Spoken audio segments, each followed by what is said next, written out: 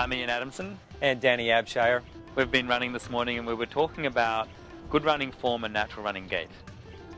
If you're not a trained runner and you don't come from a trained background, you can get into so many bad habits. Overstriding, heel striking, leaning back with the upper body. We have to remember we're trying to move forward from A to B with gravity pushing down on us.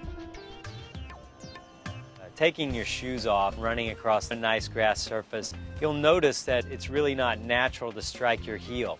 The foot will land automatically underneath the body and you'll land on your forefoot, midfoot. It's very, very natural. If you had the shoes off and you run that way, then why would you run differently when you put shoes on and run on concrete and asphalt? Well, that's true, and there's various reasons that in barefoot running you don't run on your heel. If you imagine running along this concrete path, striking with your heel, you'd end up breaking the bones in your body pretty quickly. And consequently you'd get up on your forefoot. It's a very natural thing to do. You see it in all sorts of circumstances. You see it on hard surfaces when you're running a better than 6-minute mile pace, and when you're running up hills you're always on that midfoot, forefoot. So you can see here where my joints are locked out that any force or shock from the ground is going to travel straight up through my leg and through my joints. As soon as you get forward into this athletic position, your body's a great big spring and you absorb all that shock. So this is the protective, natural way to run. If you have a nice flexed ankle, flexed knee, you're absorbing shock and you're returning energy. All that muscle and tendon is in a position to store and retrieve your natural energy. So I'm just going to show you a side profile of what that looks like. Bent knees, bent ankles, looking forward about 20 yards, bend forward slightly. Automatically you start to move forward. Now if you're braking, you're hitting here, you can notice most people will start to hit here and gravity's forcing you backwards. If you want to use gravity to your advantage, you get in here, you straighten up, you flex your knees, bend forward, feel that movement, that shock absorbency, and now just take off. When I'm out there running, it feels really natural to just run. I think about staying on my forefoot, being relaxed in the upper body, and a slight lean forward. And if you're out there and you're just thinking about those three things, the form just takes care of itself. It becomes very natural. When I get tired and I start to see the weaknesses in my form come out, it's generally leaning back, getting really tight in the shoulders. If I notice that and recognize that that's happening, I can rectify it by that slight lean forward, and then the running takes care of itself. An efficient running form looks like you're doing something with no effort. You're on your forefoot, you're lifting up your hips, which brings through your heel, which lifts up your quads, which makes everything easy. It should be relaxed and efficient.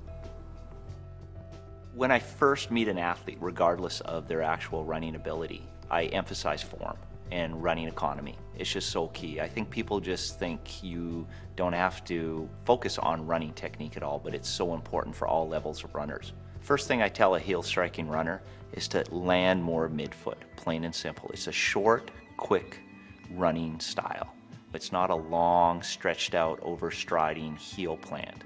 It's a shorter tempo run, kind of faster tempo, shorter distance run, keeping the feet underneath you, landing on your midfoot. As soon as you come more to the midfoot, you recruit so many more muscle fibers, and that's what makes it so much more efficient. Always think of keeping your feet right underneath you, keeping your stride a little bit shorter than what would normally be comfortable, because as the miles go by and as the muscles start to tighten up a little bit, the stride will be maintained.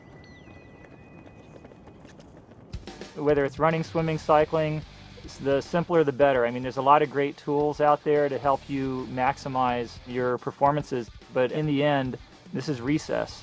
I feel like every running shoe, and I've used every, technology that is available all the way up to now, coming up on 2010, and I haven't seen any change really in midsole technology up to this time. The most unique thing about a pair of Newton running shoes is the definitive difference in feel. And this is the first running shoe that I've ever felt energy return. I ran a 10K where I had no business running a time that I ran, and I guarantee it was because of the shoes. It's a magical shoe, it really is. It's a magical product, and it's the first running shoe that I've ever felt that about, and I've been running for 30 years. I can't live without it now. I'd put on a conventional pair of running shoes, and there's nothing more depressing to me. It's like, oh, I'm never going to be able to go back. I'm stuck with Newton. I love this shoe. This shoe is not just for elite runners. It's for beginner runners, intermediate type runners. As you change your running form into a more efficient stride, the main thing we want to emphasize is to take your time to adjust. The Newtons are very different from other footwear. Typically the shoes you're going to be coming out of are going to have a slightly higher heel, they're going to be slightly stiffer, they're going to be a little heavier. You're going to change the working muscles slightly, so you need to take the time and let your body adjust, let your muscles adjust, break into the technology, and transition safely. You want to think about landing lightly on the ground. You want to feel the leverage of the technology. As it levers forward, you just simply lift your foot off the ground. You'll spend less time on the ground, you'll have less impact, and then you'll be able to store and retrieve the energy from the shoes and from the muscles and tendons in your legs. So land lightly, feel the shoes lever, and then lift.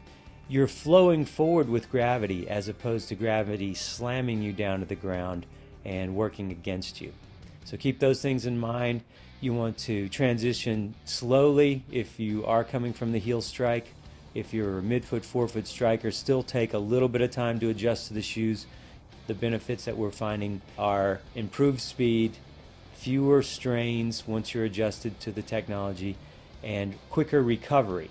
Those are all signs of less impact and proper running form.